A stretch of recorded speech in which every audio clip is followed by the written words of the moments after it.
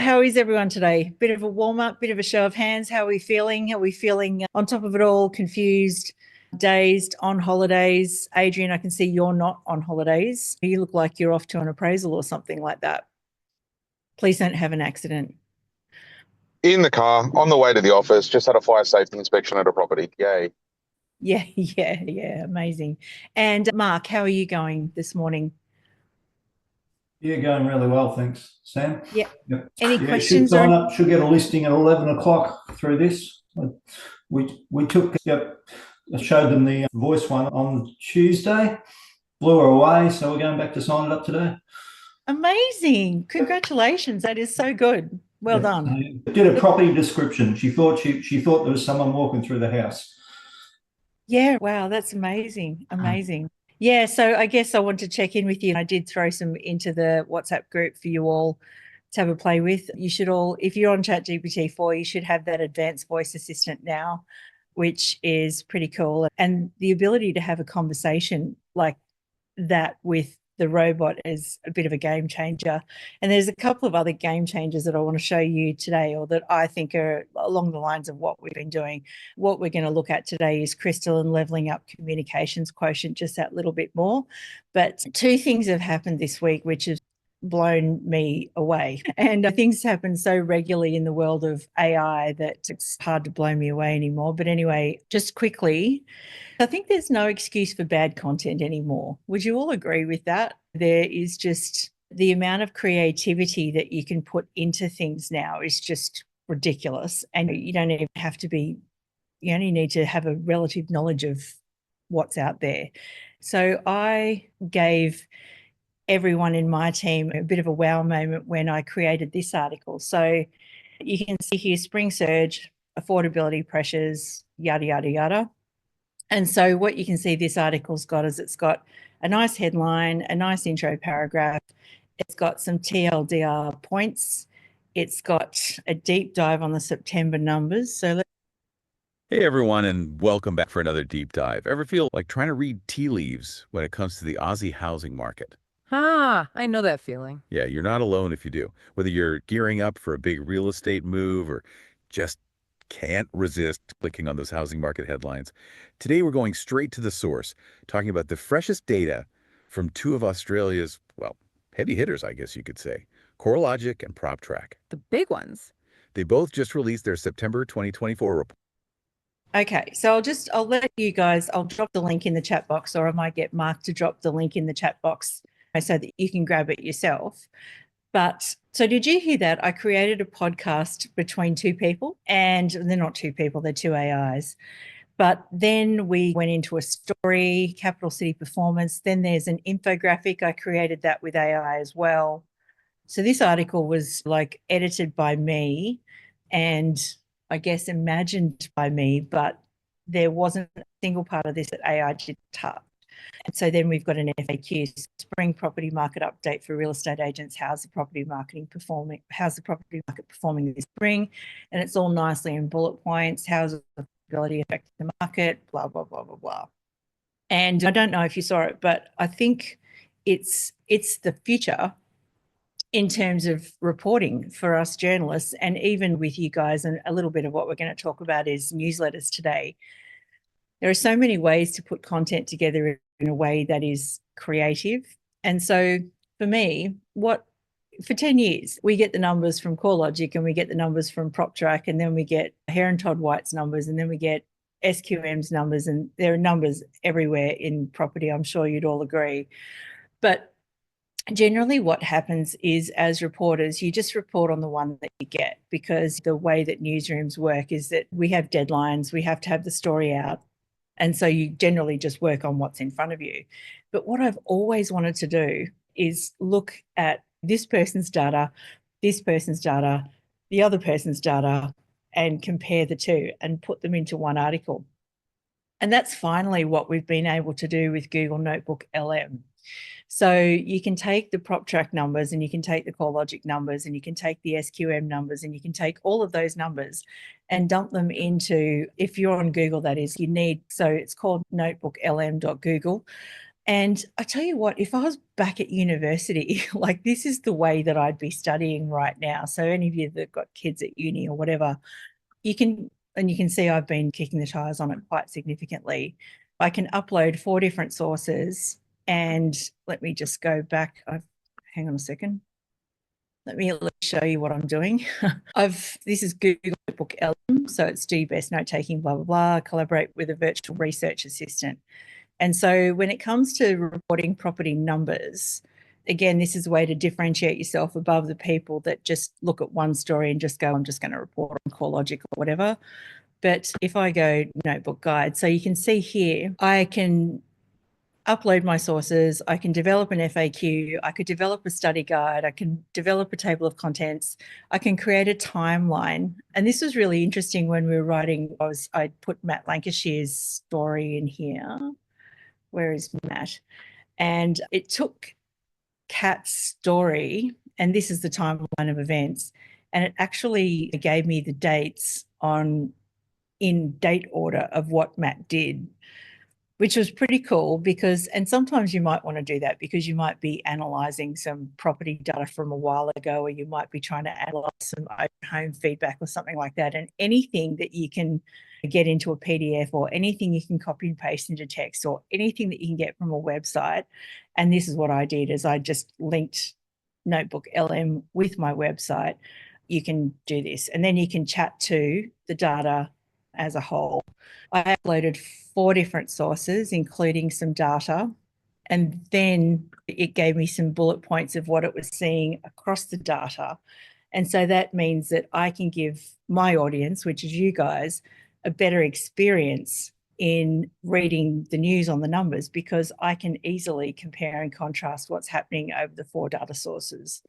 And then I can give you this cool podcast thing. So this is a click to load the conversation. So what you can do here is, once you've got all of your data sources, you just hit a button and basically Google does the rest. It takes what you've uploaded, it analyzes the whole thing and creates a listenable discussion between 2 AIs. And like I said, if I was at university right now, and I think there's probably at least one person, my EA Gervany, who's on the line here at the moment, throw all of your lectures in and then create a podcast out of it. Because the thing is, if you could take any PDF, and I did this with the auction results, everyone reports a different number. If you could create just one article and one podcast that, like, instead of sitting down and reading like a 30-page PDF or something like that, and just create a podcast out of 2 people, like I can see financial advisors and people like that with their advice statements seeing this as a complete game changer. So I challenge you today, if you do have Google Suite, go and look it up, find a PDF that you've been meaning to read for the longest time.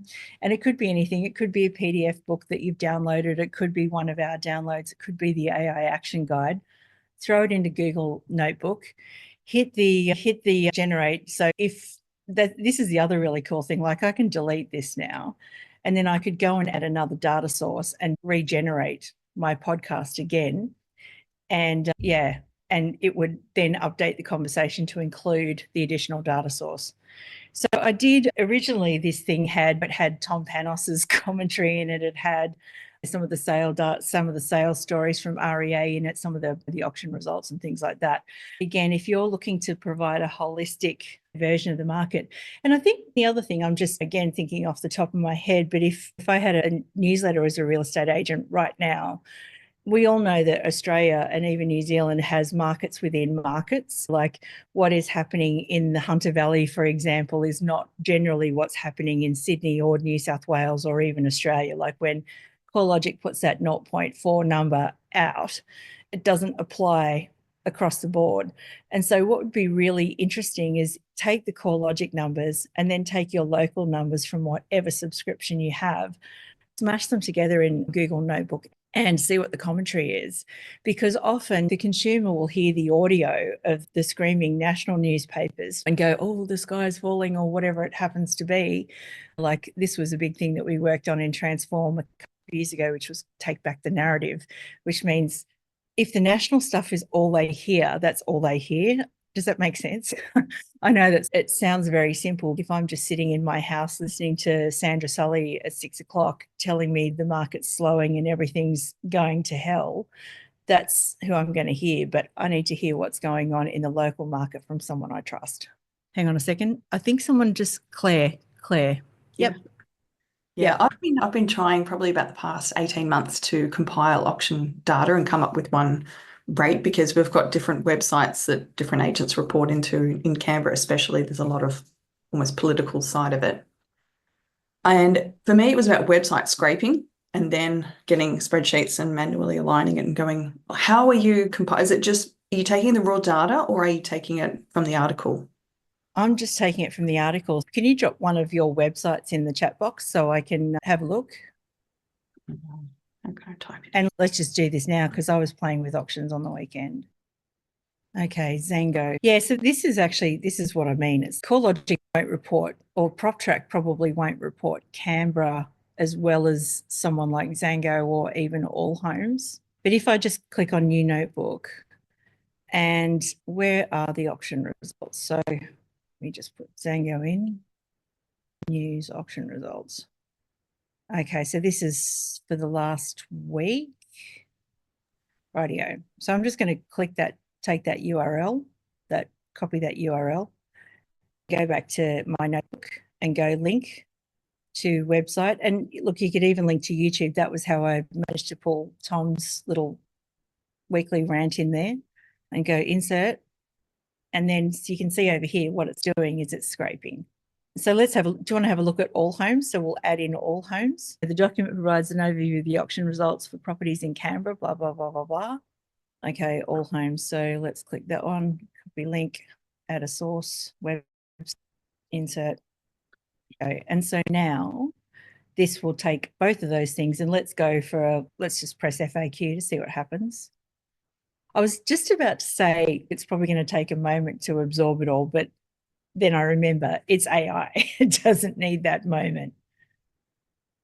So it's generating a note now. So FAQ, what was the overall clearance rate in Canberra? So now it's reporting All Homes and Zango. So is that what you were looking for, Claire? Yeah, sometimes I notice there's like double ups. So some agents will report to both platforms and some will only do one or the other. And yeah, that was the problem with sometimes doubling up of data. And then I also like to track 1 week on how many still remain unsold and 2 weeks on how many remain unsold as well. Well, let's see if we can get Google to tell us. Oh, Save that was my time. that was a bad prompt. But okay, what's it saying? The sources you provide show auction results from 2 different real estate platforms, which could be considered duplicates. You would have to and then you would have to see these are the sources where it's pulling data from.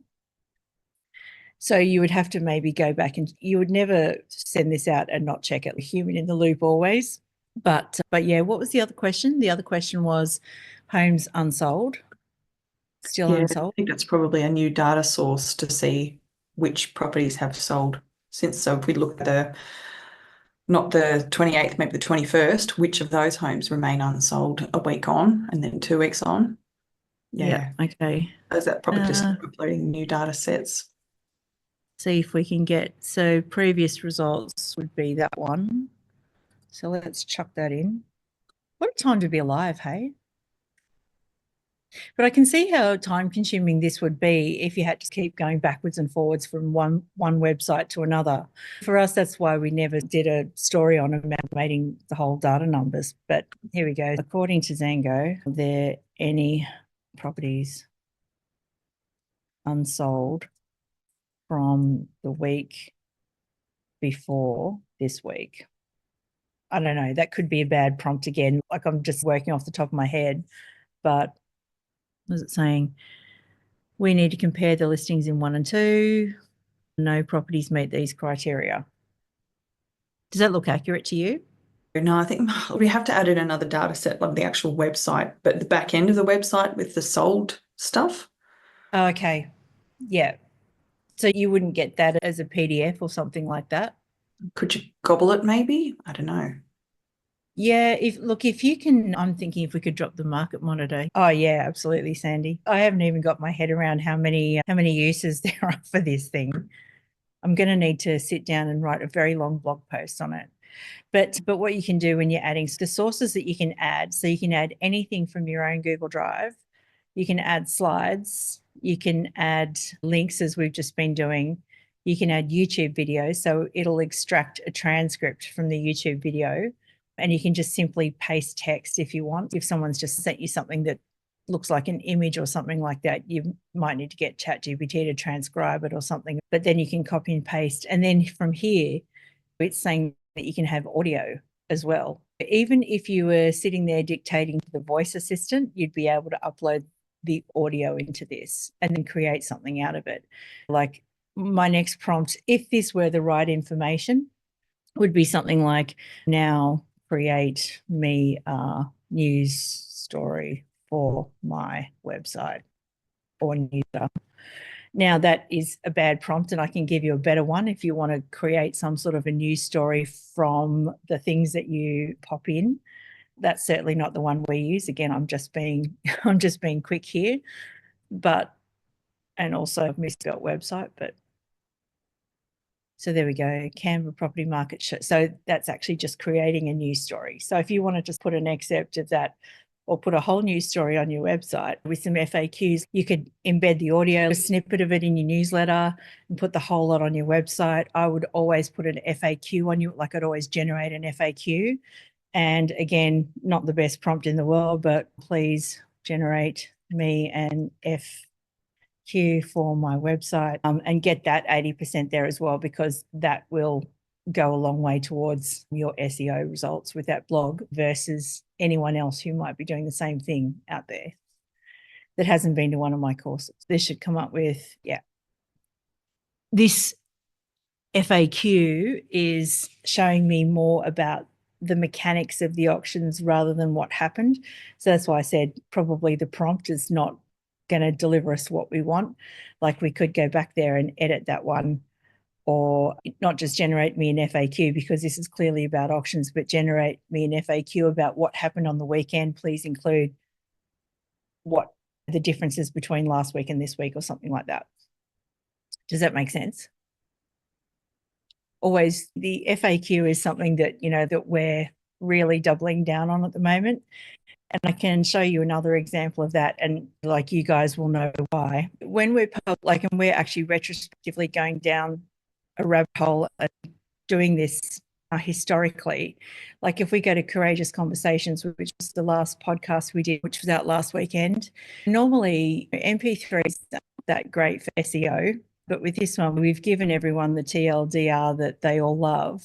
But for our purposes of SEO, we're now including this detailed episode guide and, as usual, an FAQ, because FAQs generally deal with all the search terms. That's just a bit of a, not an AI tip, but a bit of a SEO tip for free. Does that make sense? Can I see your faces? Is everyone good? Are you going to go and have a try at that? Yeah. Claire, I'd love to see yours. If you can have a play with it, can you download the audio? Yes, absolutely. And basically that's what we're doing in the brief at the moment. So when you see today's listen, that's all created with Google LM. And what we do just to wrap this little piece of amazingness from Google. I think this is Google's ChatGPT moment, like how OpenAI went and launched this thing and everyone went, whoa. I actually think this is the equivalent moment for Google. But let me go back into it. This should be generated by now, hopefully. Did I generate it? Yeah, deep dive conversation. Oh, actually, no, I must have generated something else. But you'll just generate that. Let me go back. That will be generated for us now. But say map Lancashire, for instance. Let me go to the guide, load my conversation. Obviously, it doesn't keep them all cached in the browser, but waiting. Okay, see this 3 dots here that I'm just hovering around. What you can do is you can click those 3 dots and then click download, and that will download the MP3 file. And then if you want to throw it in a script and grab the transcript or any of those sorts of things, you could also do that. the possibilities with this are just endless. And I actually think like next we'll see Google allow us to upload things like images and things like that and create some sort of a crazy multimedia experience. Yeah. So yes, you could download the audio and add it to property photos and create reels. Yeah, absolutely. Yeah. Yeah, I think that, yeah, like I said, I'll stop raving about this one now and move on. But I think that there's lots of applications for LM in real estate, and I think there's lots of applications for it in things like numbers, education, learning, all of that sort of thing. Amazing. The other thing I just wanted to let you know is that we started talking about creating GPTs. We started talking about that in week 1. And you know how I said to you that you need everyone to be on ChatGPT 4 to be able to use your GPTs. This service was released, I think it was this week. It's called Obscilla, and everybody's talking about it. It's not the most user-friendly thing in the world, but what it does is it allows you to create like chatbots, like GPTs, without people needing to access them through an open API login. And it allows you to do it without code. Previously, it was quite difficult you had to have you think back to Sharan and Pritesh, how they were talking about querying their human resources, policies and procedures and things like that with natural language. Like they have a team of developers to be able to do this. But this was released this week, and this is how fast things move in the world of AI. It's not this week, last week, actually, I started playing with it. And so it's called Obscilla, and it allows you to do that sort of thing, but without the need to. So all get that. So you don't need to be a programmer now to be able to create a chatbot, basically. And so if I'll log into my account here and just show you what's going on here, because I'm talking to a couple of people in WA at the moment, and they're wanting to do some of the things that we've been doing, as in creating legislation bots and things like that. And what I did, and this was like drag and drop easy, which is crazy. So I've made 2 chatbots now when they load up. One is my WA legislation expert, and one is the one that we were talking about for consumer affairs. And basically what I did, I'll show you the WA one because I think it's a little better. Here we go. So I've got how much notice must I give a tenant before entering the property? And basically what I've done is I've trained it up on, should be able to edit this, my applications. So by new code, I mean, it just asks you a series of questions. I want to use my own GPT-4. So I've got an open API connection to this legislation expert. And then I've got some sample questions there. I've got some instructions, some custom instructions in there. So the user is always a real estate agent, because I don't want this answering things as though I'm a tenant or something like that. I want it to be speaking to my team. But most of that was already in there. I just modified this bit. And then, yeah, that was pretty much it. And then I uploaded a knowledge base, and I uploaded the 4 bits of the Act, which was the Residential Tenancies Act, the Property Stock and Stations Act, but they call it something different in WA, Real Estate and Business Agents Act, Sale of Land Act, and the Transfer of Land Act. This one, there's a few that haven't processed completely here, but it'll give you the idea. Let's go back and have a look and go, how much notice must I give a tenant before entering the property? What it's doing here, if you can think about it, is remember that scenario with the GPT where it's like we upload our own knowledge, but we communicate to our knowledge using the smarts of the OpenAI robot. So we're not just talking to GPT's sources, we're talking to our own. And so now you'll see that the response here is, according to the Residential Tenancies Act, you must provide the tenant with a written notice specifying blah, blah, blah, blah, blah. And it's giving me my sources that I can look up from. And I had done that. I had put that together in the time that it took Mark to drop the dogs at daycare and come back. And so as you can see, it's just a web link. And so now I don't have to have all of my team with ChatGPT-4 licenses to give them access to certain smarts, which is you're probably thinking, oh gosh, like here I was thinking I would need $25 a user to get them to use my GPTs. But this thing is $25 a month total, and you can build it with no code. So I'm just going to pause there for a moment and take any questions. I'm sure that those of you that were creating GPTs a couple of weeks ago, the CAV one, I didn't actually upload the PDFs. Remember, we had this chat about that one last week. All it's done is it's gone and crawled the website. So if we go back to this thing again, if I go to CAV test, we could go and I've messed up the back-end knowledge behind it because you can get out of no code mode and get into code mode. And of course, I had to go under the hood. But let's just say I have a Rottweiler. I want to keep rental property. What are the rules? So this is doing pretty much the same thing, but with the Victorian legislation. So in the way that we were uploading different things to Google LM, if you can draw a parallel in your own mind, this is pretty much the same. We can upload our own things, our own website scrapings, our own, build that knowledge base over time, and then allow people to access with that link through an open API, an open AI API. And I guess if you want to do that, if you want to do something like that on your own, I'd probably recommend like some one-to-one coaching at the moment so that we can build it together. But yeah, it's just those two things in the last week have just been an amazing finds. So there you go. Any questions? Just going to have a sip of my coffee. Into the chat box, or if you want to unmute. Bonnie, I see you taking notes there. There's something you want to do with that for sure.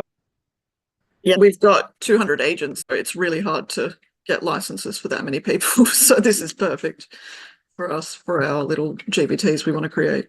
You wouldn't want to, it would be perfect. So yeah, you'd probably need a bigger license to have, like, it's the usual SaaS type of thing. I'm on the $29 a month plan because I've only got 2 little apps and not very many people using them. But bear in mind that your cost goes up depending on what model you're using. It's a fraction of a cent per query or something like that, which is still going to be cheaper for you to build something than it is to try and build a GPT. Anyway, that's my other tip of the week. So we ready to move on? I think building a processes and procedures bot is probably a must. At the moment, I'm just accessing this through a link in my browser, but I would embed it in my website, and you could build little bots for your clients and things like that as well. The possibilities are endless, only limited by your own human creativity. So how cool is that? Onto this one, I think, which is, so we're onto the 5th module, 6. I can't believe next week's our last week.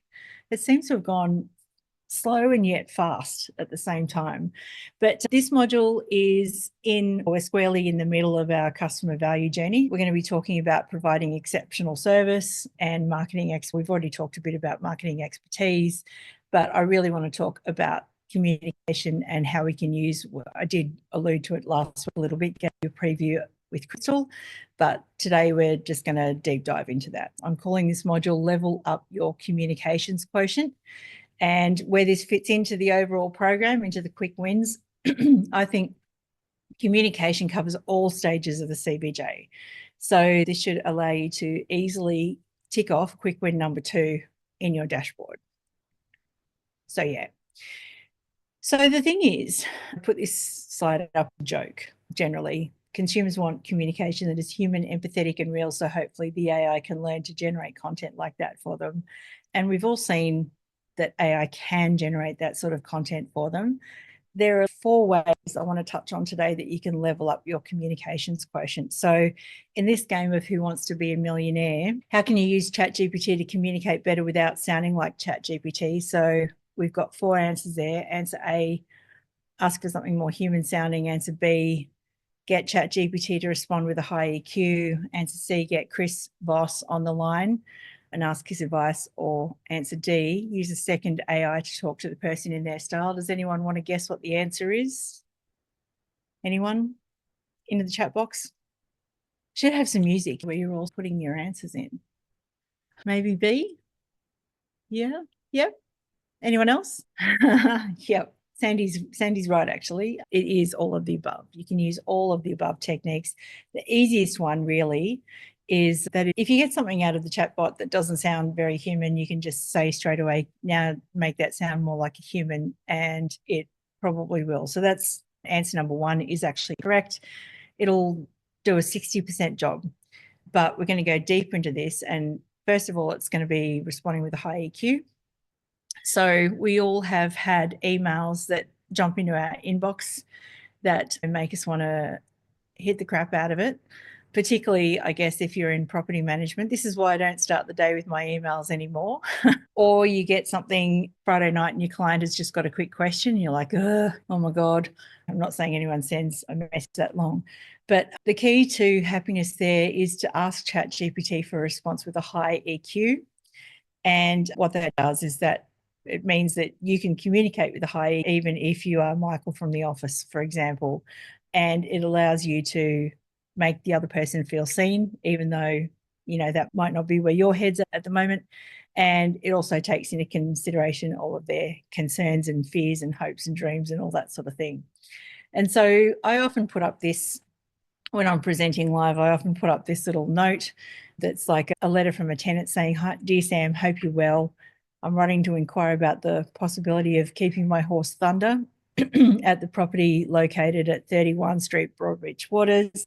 And down here on the canal in Queensland, generally everyone's either got a pool in their backyard or the canal strip is very short because they've got some sort of nice balcony or pergola. It's just something that sort of looks like, or they've got a boat ramp or something like that. The strips of grass are usually minimal.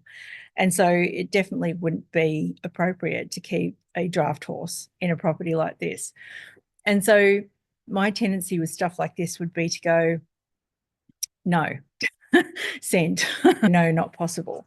But this is where you might paste that email into ChatGPT and say, can you please write a reply to this as someone with a high EQ? And then obviously de-identify any names or anything like that.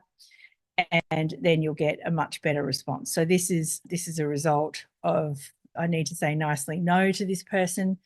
And you'll get something like, I hope you're well. Thank you for your thoughtful email, blah, blah, blah, blah, blah.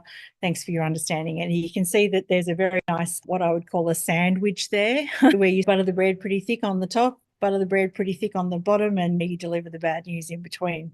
And so that's just the high EQ prompt. And then you've got the next level up, which is experts on speed dial. And again, this is yet another example of priming, which is like asking people to the table. So remember, like this is almost like every interaction we have with ChatGPT is like a meeting. So do we want to bring the best experts into the meeting and get their heads into the problem that is in front of us right now? And so two of the best experts that I can think of in real estate when it comes to things like negotiation are Chris Voss, who wrote Never Split the Difference. And there's another book that I love in real estate called Exactly What to Say to Close a Deal. And that was written by Phil M. Jones, Chris Smith, and Jimmy Mack. And so Phil M. Jones wrote a book called Exactly What to Say to Close the Deal. And then he paired up with a couple of real estate experts, Jimmy Mack and Chris Smith, and they wrote this book, Exactly What to Say in Real Estate. So what we're going to do is we're going to negotiate with all of these experts at the table using a priming prompt. So the way that works is like this. We're going to answer the question, the age-old question, why are your fees so much more expensive than the guy down the road? And what we're going to do is this is going to be a 3-part prompt. So do you understand Chris Voss's teachings on tactical empathy, mirroring and labeling? And then how about the persuasive communication techniques of Phil M. Jones, including the use of precise language and magical words? And then we're going to go, once we've got those people in the room, if you like, then we're going to go in with, I'm a property management business development exec and need some advice or dialogue on handling the price objection with our services. I'm calling the customer back shortly. He thinks we're more expensive. Can you help me? And so shall we see how that one plays out in ChatGPT? Yep. Okay. So here's my ChatGPT window. So I'm going to just type in, do you understand? Whoops. Chris Voss's things on tactical empathy, mirroring, and labeling. And at the moment, I'm going to stay on ChatGPT 4.0, but somebody remind me to show you what O1 Preview and O1 Mini look like. They're the latest and greatest models from ChatGPT. So you go, okay. So the first priming prompt says, yes, I'm familiar with Chris Voss's approach, particularly his emphasis on blah, blah, blah, which he outlines in his book. It gives us a bit of an overview of what that is. And then these techniques are useful in negotiations because they help build connections. Okay, so now we're going to ask for Phil M. Jones to enter the room. Okay, and so there's our Phil M. Jones and our magic words. Just imagine, you might be wondering, I love this. I'm not sure if this is for you, but that's how to get a buyer to see a place that they don't want to see. Would you be open-minded enough? Because nobody wants to be closed-minded, right? Thanks, Adrian. Okay, so the underlying, we're not going to read all that today because you're just going to trust me that these guys are the experts. So what we're going to do now is we're going to go, I'm a property management business development manager and need some advice or dialogue on handling a price objection with our services. I'm calling the customer back shortly. He thinks we are more expensive than help. It's funny, I feel like I want to update this now with the advanced voice assistant prompt because you can actually role play that dialogue with advanced voice assistant, but you can see what it's doing. It's going, okay, let's start with tactical empathy. I completely understand that pricing is a major consideration. I appreciate your honesty in bringing that up. Sounds like you're feeling a bit uncertain about whether our prices justify the cost. Is that right? So these are some good examples, and what I would do with them actually is go and role play them with someone in the office, actually play it out. So someone want to unmute for a moment? Anyone want to role play this with me? No? Everyone's shy. Somebody must want to. Okay. Anyone? I don't mind. I'll do it. Claire. Who is that? Claire. Okay. All right. Hey, Claire, I completely understand that pricing is a major consideration and I appreciate your honesty in bringing that up. Sounds like you're feeling a bit uncertain about whether our services justify the cost. Is that right? Yeah. It just seems a little bit more expensive. In terms of what? You guys are 12% and these other guys are 6%. So it's like double. Yeah. So it's about double, huh? I wonder, so you mentioned our nearest competitor's price. Seems you're comparing what you're getting for that lower price. What do you specifically feel they offer that stands out to you for that price? I guess a lot of the add-ons like we didn't really need. We're just after something really, we're trying to get the best return we can and get our cash flow really good. So for us, like we really just want something really cheap, just so that we can keep more in our back pocket. Yeah, I think sometimes though, I'm not sure if this is for you or not, but some people that I've talked to initially feel that way about price, but have found that the additional service that we provide has actually saved them time and money in the long run. So would you mind if I showed you a bit about how that works? Oh, yeah, okay, sure. All right, out of role play now, out of 10, how did I do? Yeah, it was good. With the help of the guys. And often, like, it's funny in the heat of the moment, like I might have said something completely different if I didn't have the dialogue in front of me. At least you can go in like with some strategies in your mind of, all right, how am I going to, because I think the whole thing with these sorts of objections is really being able to dig into the why are you objecting to this and keeping that conversation going. Does that make sense? Obviously in negotiation, Nicole, you must have heard that conversation like play out so many times. How did I do? Yeah, you did really well. So it's something I suppose when we're having that conversation, it's just repeating what you've said, but some of that dialogue in there, I think to have that there ready as a prompt, if they throw another question at you, I think that's really good. Yeah, so you did really well. Oh, thank you. I can have a job. Absolutely. Come and sit next to me. I'm just kidding. I like this playing with AI stuff at the moment. But anyway, let's have a look at the sales point of view on that too. Good old Johnny McGrath always says it's a game of inches. There's no second prizes in a listing presentation. And so this is, again, my experience as Mr. and Mrs. Vendor.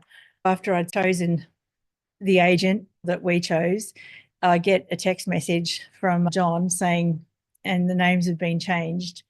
I was just giving you a courtesy call to see if you wanted to meet again with myself to discuss marketing any further or any questions you may have. I look forward to, what does that say, talking to you. And I've sent him the message that says, "Dear John, I've chosen someone else." Now, I just want to play devil's advocate for a second with you all on this, because what do you think happens as a consumer signs the agency agreement? What is going through their head once they've made a decision to go with a particular agent? I'll give you a clue, 4 letters. Fear. Yeah.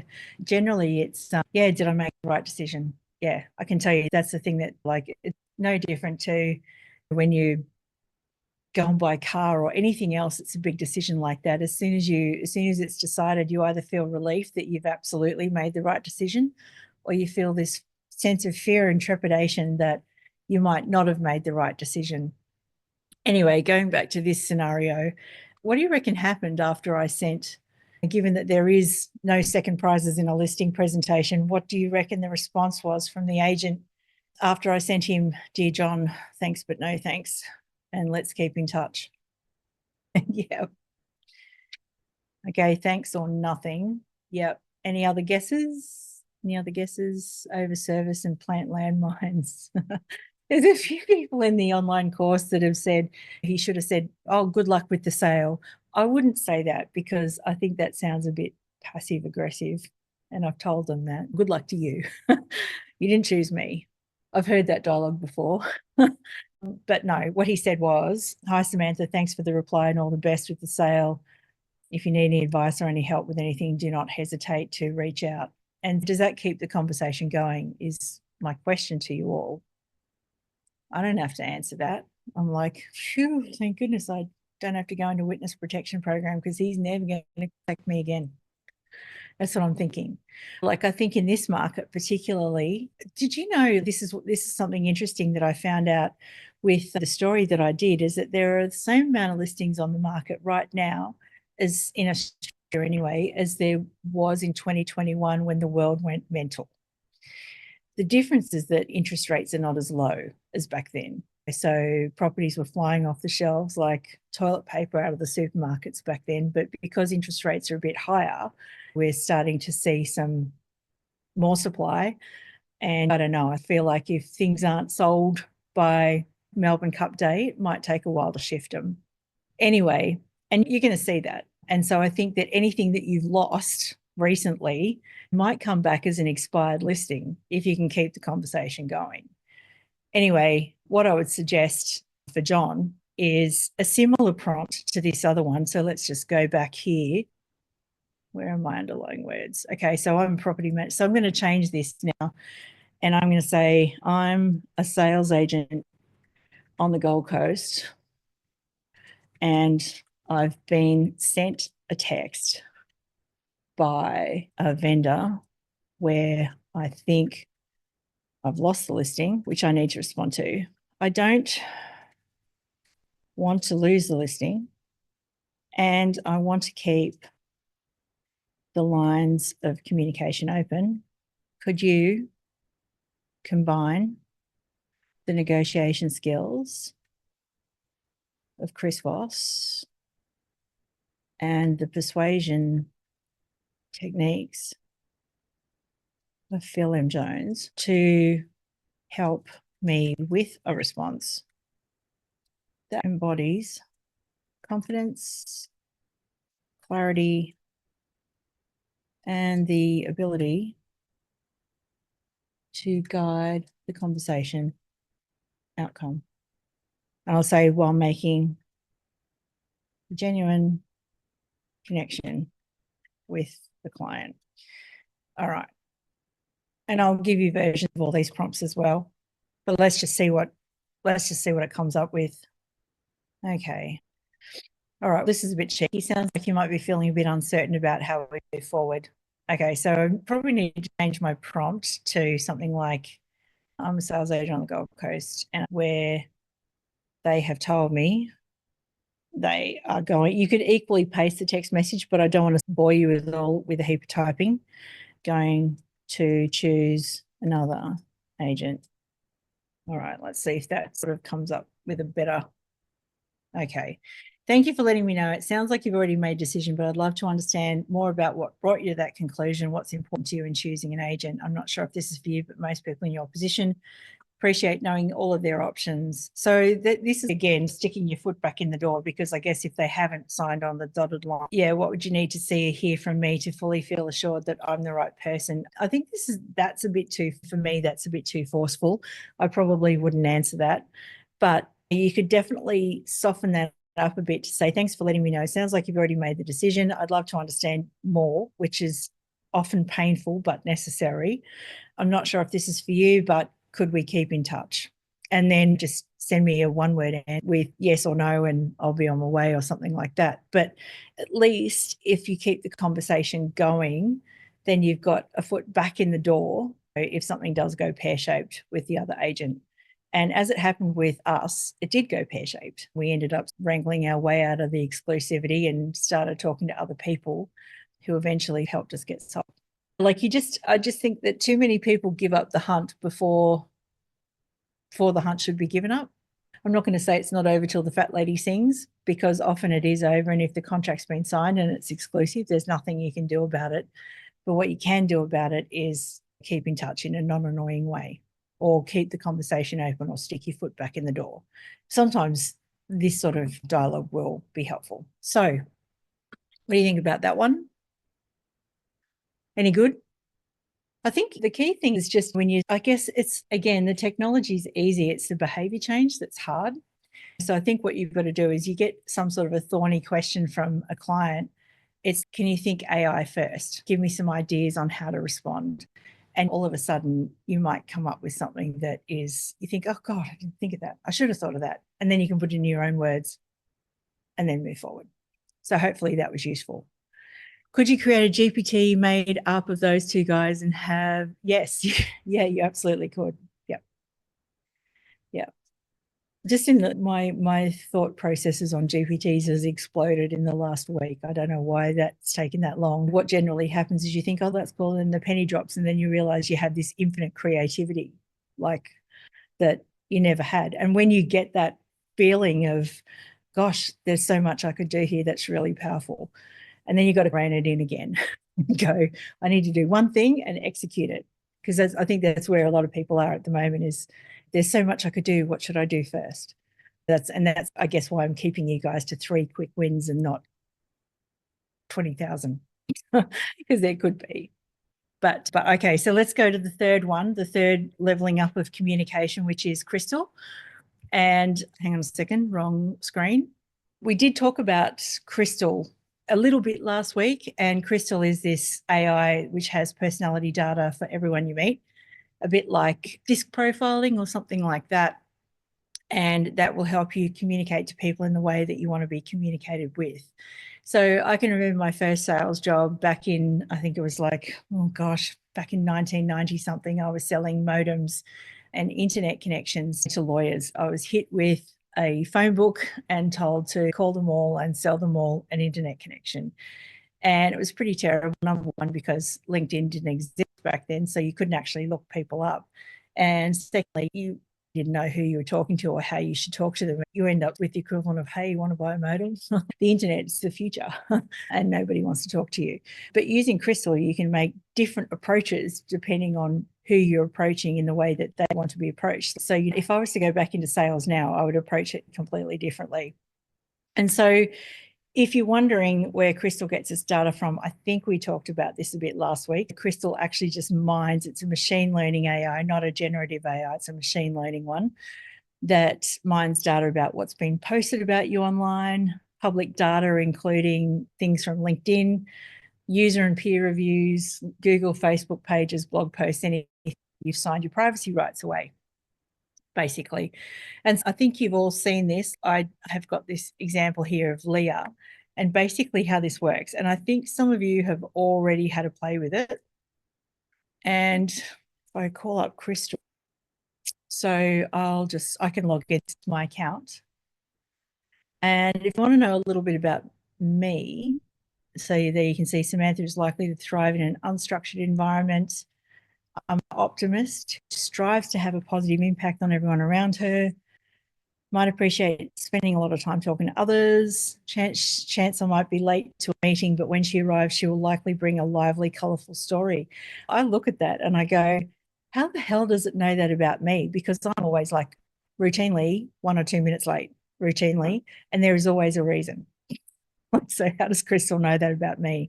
But I was even late to lunch on Tuesday, and my story was that the Brisbane Lions ticker tape parade was in Brisbane, and that's why I was held up. Colourful? Yeah. I don't know how it knows it about me. But what comes with Crystal is now when I go to LinkedIn, we just go to LinkedIn, is I can now, I have the extension, I have the Crystal extension installed. Hopefully it'll come up here. I've got a few LinkedIn extensions installed. But let's look at Peter Brewer, for example, REIQ chief. So we can see here that little flower thing. If I click on that, I can get a bit of a profile on Pete. And so we can see here, when I communicate with Pete, I should communicate with a bold, open and collaborative approach. So do keep the conversation focused and aimed at a specific outcome. Focus more on high-level summaries than deep diving specific conversations. Don't place focus on outdated procedures over focusing on future possibility, and don't focus on risk or downside. Prioritize potential upside. And so here's his behavior. He wants to lead the conversation in the meeting, speak persuasively in a one-on-one meeting, and stick to the big picture. And so there's a whole lot of advice here on energizers, drainers when speaking to Peter. Oh, here we go. When speaking to Peter, tell a few jokes, be less polished and more dynamic, and use visual aids when possible. And so for those of you that know Peter, I think that's pretty accurate to do with the way that Peter is in person. He likes to have a joke. He doesn't like the airs and graces, and he likes a good picture. Now, if I was going to get into a listing situation with Peter, can anyone into the chat box tell me what would make Peter switch off immediately? What do you reckon would make him go, this is an hour of my life I'll never get back. I can't wait till this person leaves my lounge room. I'm not pouring them any tea. When will this be over?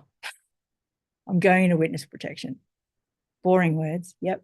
I think with even that with Peter, like a lot of agents will go in, and I'm not saying this wouldn't work with everybody, but a lot of agents might go in with that big portfolio under the arm and, okay, now let me show you why we are the right people for us. Sit down, I've got 60 slides, let's go. That's probably what would make Pete go, no thanks. Yeah, not getting the point and boring him. Exactly. And so I think that looking at Crystal from this angle can really help you when you're walking into a listing presentation, because it might be, we were in Sydney. Let me look up. Does anyone know James Snodgrass from Forsyths? One of the oldest agencies in Australia. They started in like 1870 something in Crow's Nest in North Sydney. And so let's just get onto James's profile, which is very pretty. Okay. And so James is a D profile. And we went through this, let's just see, sales opportunity. Was it sales opportunity or discovery? You can look at all the various stages of the sales process, which is pretty cool. So get advice. Okay. So how you should sell to James, be imaginative and enthusiastic. So right now it's advising me on what my own behavior is likely to be. And I agree with that. I'm likely to be smiling. I'm likely to be waving my hands around. I'm likely to be saying things like, what a time to be alive and stuff like that. That's me. And then when we go back to James, we find that James is quite a different personality to me. What he is he'll be direct and assertive. So the advice is, Samantha, sell to James by using your natural outgoing energy and enthusiasm, while understanding that honest and blunt communication is most comfortable for them. And so before your next meeting, give them information that compares you to competitors to trigger their naturally competitive nature. Give them a short, snackable documentation like a one-page or a slide deck. Tell them what you need in a firm, decisive tone of voice. And then it gives me like what I should do to the meeting. And we had this fun discussion. We had a bit of a fun role play in the in-person workshop where, you know, what that means is that instead of me waving my hands around and saying, what a time to be alive, I can still be imaginative and I can still be myself. But what I need to do is I need to say to James, did you get that one pager that I sent you before I came to this meeting? Yeah, good. Okay. Is there anything you want to talk about that? And he might go yes or no. And we might talk about that. And then I might say something like, look, I know your time is valuable. I just want to reiterate some of the things that we've talked about. Is there anything else you need to know? So it is like definitely not taking away my personality or not taking away my natural need to wave my hands around, but it is definitely tailoring that style more to what James is going to connect with. Does that make sense? And that may be the opposite. You might meet someone that's very outgoing and gregarious, and I have met people that are way more outgoing and gregarious and talkative than me. And the advice would be different. It would be like, let them talk, because you want them to feel like they're the influencer in the situation. But what I'm saying is Crystal can really provide some amazing insights in how you should deal with people. And so let me ask you one question. If you could get that sort of data or that sort of a dossier that's mostly accurate on people before you went into a listing presentation, do you think it would be an absolute game changer? Yeah. So this is why it's part of the proactive agent strategy, is that because you don't want to be the person that walks into the listing presentation with Samantha McLean and says, some people are using ChatGPT to write listing copy these days, without actually having a decent idea of what's going on or what Samantha McLean does or how I should sell to Samantha McLean. And this is, again, we're going to go even deeper into this during the VIP session, where we're actually going to build a bot with your Crystal profile in it and your goals, and then create you a marketing plan and the ability to stick anyone's Crystal profile into that bot so that you know what to do when you're going to a listing presentation. It's really hard to describe what we're doing when you haven't done all the pre-work now, but I guess now you probably understand what the VIP session's more about. It's actually about getting all that stuff together, and instead of doing it piecemeal, being able to have that bot there that's like your constant coach on your shoulder. Maybe that's what I should call it. Maybe it's got a branding problem. I'm going to call it coach on your shoulder. What do you think? No, I don't want to annoy the coaches. I've got to be, okay, I've got approval from the boss.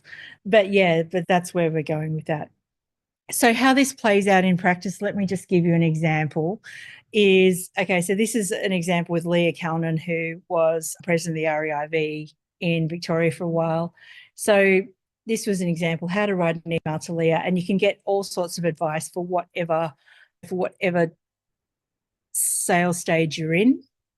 And so if I'm writing an email to Leah, I want to keep the message focused. I want to use direct but friendly introduction, be concise, and avoid being overly detailed. So let's go back to our horse situation, the horse gate, which is, I'm a property manager. Can you help me say nicely no to this tenant who wants to keep a horse by the canal? And so you see here, this is quite a generic response, and you can have a read over this when I send you the slides. Then the next part of that is a high EQ response. So you can see that prompt there says, I'm a property manager. Can you please respond to this with a high EQ? And you can see that has got thicker bread and more butter between the no. And then you've got, I've done an analysis of the tenant's communication style, and the recommendations are as follows. So you don't need to use this in a sales situation. You could actually use this to keep world peace. Could you please redo this letter, email, script proposal with this in mind? And then this is the response that is tailored to Leah. So what I've done is I've said, I'm a property manager. I need to say no nicely. These Leah's attributes that I need to be mindful of. Can you please write me a response? And you can see that response again, going through the layers again, is quite different. And so that, friends, brings me to the end of this module on leveling up your communication. So, any questions? It's like a big extra brain, extra hands combined. And as I said, it does go through all of the stages of leveling up your communication. Let me show you a visual of that. Across all of these CBJ elements, like communication matters when you're at the awareness stage, matters when you're at the engagement stage, it matters when you're at the mini convert stage or the subscribe stage, because like you're actually communicating to people, like to get them to sign up to a newsletter or download a report or something like that. It matters at the convert stage, really matters at the convert stage, because you want to connect with people. It matters at the excite stage, which is what we've been talking about, because if you can communicate with someone the way that they want to be, helps you build trust quicker, helps you build rapport quicker, and it makes people like you. And then again, when it comes to ascend, these stages just then build on each other, because I wouldn't think of anyone else now other than Nicole to ask about anything to do with property management. I wouldn't bother ringing any other agent other than Mark, even if I wasn't selling, but I just need to know whether I should get the asbestos removal guy around or not. And it gives me a chance, because I like talking to these people, because they've built rapport with me, that I stop thinking about everybody else in the world and I only think about that person. Does that make sense? Yep. Okay. Are you ready for some homework? Yep. I feel sad giving you this homework, but I've got to give it to you. And the reason I feel sad is because it's the sadness of the last sort of official session. What it is, and this is important that you do this, by the way, because this is what allows you to go more smoothly into implementation mode, because module 6 is deploy and dominate. So over the last 5-6 weeks, I have actually given you like a heap of ideas. We've broken down like all sorts of stuff that you could do and should do, but not all at once. Does that make sense? Yep. So what we're going to do next week, or what I want you to do before next week, before we go through the deploy and dominate module, is I am going to give you, let me just blow that up a bit, is I'm going to give you a little workbook to fill in. And these are what I call implementation worksheets. If you downloaded the AI Action Guide, this is my 12-step process to implement AI successfully. I consider this course as module 1 done. We're going to tick that box and say that we have explored, we've played. Hopefully you've completed your 3 quick wins, which is, today was focused on leveling up communication. Hopefully you've created a GPT or had a go at it. And the other one is, and Mark, I'm so excited for you about winning a listing with the proactive agent strategies. But what I want you to do now is start reflecting on your time in this course and think about some of the experiences you've had, like what AI tools have you used? Did they work? What did or didn't meet your expectations? What lessons have you learned? And then start thinking about the tools, because everyone now is at different stages of implementation. So things like, what do you use? How often do you use it? What are you using it for? What's worked? What hasn't worked? And then next week, we start thinking about priorities. So what are the actual activities and the objectives and the potential? Oh, Adrian, thank you. I will go back. But anyway, so I'm going to give you this, and it's a pretty easy fill in the boxes. But what I want you to come up with by the end of this course is like one or 2 priorities that you will do immediately. And what I mean by that is, like with the 12-step process, like going through that 12-step process, which involves crafting an AI policy, and I will give you a template. The idea of having an AI champion in your office, the idea of running a pilot. For those of you that operate on your own, you are your own pilot and your own AI champion. But if you're working with other people, as I said, the behavior change is harder than the technology change. It's that feeling of, okay, what do I do first? All right, now, Adrian, thank you for the reminder. I just want to go back to 01. So you're all on ChatGPT 4, right? You're all on 4. You're all paying Sam Altman money. Sam Altman is the new Mark Zuckerberg, isn't he? Okay. So let me go back here. All right, let me go back to another. All right. This is a good question. Is a hot dog a sandwich? So just want to explain the difference briefly between ChatGPT, the current version, and the 01 preview that's out now. So ChatGPT at the moment is like an improv comedian. You'll throw a question at it and it'll say the first thing that comes into its mind. We don't know when it's going to stop. We don't know who it's going to roast, and we don't know how accurate it's going to be, which is why human in the loop, all of that sort of thing.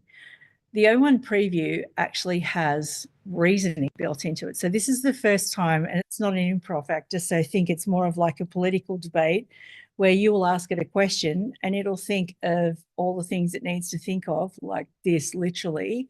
It'll go through a thought process almost like a human, and then it will answer. So the way it thinks is, well, I don't know if you could call it thinking, but it's very different to what we've been used to. And so let's go back here for a second. So let's go to ChatGPT, and you can see now that we've got, and there are limits on these. This one uses advanced reasoning and this one is faster. So what you'll see is instead of getting the immediate responses that we did previously get from like models like 4.0, it'll be a little bit slower. But let's go to the advanced reasoning model. And this is this query: is a hot dog and a sandwich? Solve an advanced math problem, create a puzzle. How many R's are in strawberry? By the way, OpenAI never knew that before. But I'm just trying to think. So I can do the is a hot dog a sandwich, because I did that. Is a hot dog a sandwich? So you can see that it's thought for 6 seconds. And now you can go, all right, have a look at the thought process it went through. So I'm working through the idea of classifying a hot dog as a sandwich, considering the definition of a sandwich and how a hot dog might fit into that. It then evaluated the categorization. It then unraveled definitions. See, Nicole, it defined the debate, and then it's come up with 2 arguments: one for yes, a hot dog is a sandwich, and no, a hot dog is not a sandwich. But if I just put that question there into just normal GPT, hopefully you should see a difference. So you can see it just spat the answer out, and it's a very different response. Do you all agree? So when we go to like something like this, which is a Chris Voss negotiation technique, and you can see how I've primed it to say, do you understand Chris Voss? And how about Phil M. Jones? And then we go into the prompt. This other model will prime itself. Like, you probably won't have to be that particular with what you're asking, because its ability to reason through things is so much better than the other version. But I'm just going to run this one so you can see that what I can do now is at the bottom of each prompt, and this is something that I couldn't do before, is you can switch models to something else and you can copy and paste. So I'm going to go to advanced reasoning, and now let's see what it does. And so now you can see it thinking through the steps, and we should get something good with this. Yeah, and that's a much better response, I think. So let's go back to the other one. So this one says, hi, it sounds like you've decided to work with another agent. I completely understand that finding the right fit is important for you. Just before you finalize everything, I'm not sure if this is for you, but I have some unique strategies that might make a significant difference. What would you say to a quick chat to explore all your options? Either way, I'm here to support you in any way I can, which is quite different than, where is my other answer?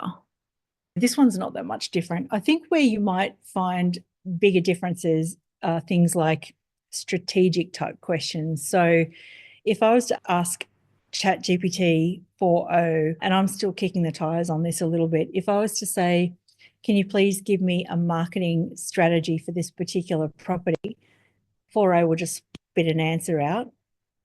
But 01 will actually think through a bit more and might even ask you some questions. So it's almost like if you'd heard of the idea of chain of thought, this is getting closer and closer to something that will be able to act autonomously because it can think through stuff. And that's what you'll hear a lot of with Advanced Voice Assistant. So if you're not getting a satisfactory answer out of ChatGPT 4 and it's more of a strategic kind of problem, I would change models and go to O1 or O1. But just be careful, because I think that you only get like 50 messages in both, like they're limiting us. I haven't hit I think it's 50 messages a week for O1 and 50 messages a day for O1 mini. So just be careful. There are certain things you should just ask for, write me a blog post or something like that. But when you're coming up with strategy or ideas, what I found so far is that, see you, Carolyn, see you next week, is that the old O1 is superior when it comes to strategy. Thank you, everyone, for being here today. I hope that was interesting to you. I will give you your little booklets for thought for next week while we get into the You've Got AI Now What kind of module, which I hope you'll enjoy, and I hope you'll actually take away like one or two things and actually implement them. And I may even check on you. There's still an opportunity to get into the VIP if you want to. There's still opportunities for one-to-one if you want that as well. Plenty going on in the world of AI, so stay in touch with us on aipoweredagents.com. If you've got any questions, throw them in the WhatsApp group. Always here to help. Other than that, the replays will be up later today or tomorrow, maybe Saturday, because I'll be training tomorrow. But thank you again. You all good? You all need to go and have a cup of coffee and a walk to think about all that? All right. Okay, guys, big love. I'll see you next week.